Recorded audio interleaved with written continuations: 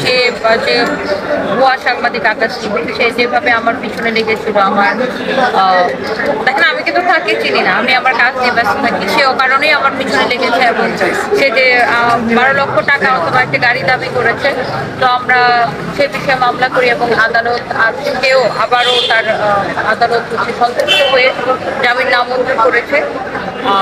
তো আমি আদালতের প্রতি শ্রদ্ধাশীল এবং আমি ন্যায় বিচার আশা করছি এবং আদালতের প্রতি আমি সন্তুষ্ট।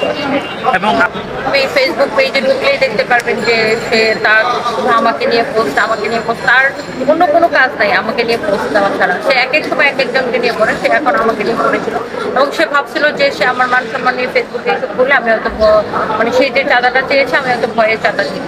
এখন আমার কথা ভাই, আমি তো স্ট্রাগল করে এই জায়গাটায় আসছি, আর আমার ভয় পাওয়ার কিছু নেই। আমি দেশের আইনের প্রতি বিশ্বাসী এবং আমি বিশ্বাস করি যে কেউ যদি কারোর উপর অন্যায় করে সেটা অবশ্যই দেশের আইন এটা দেখবে, বিচার হবে দেশের আইন অনুযায়ী।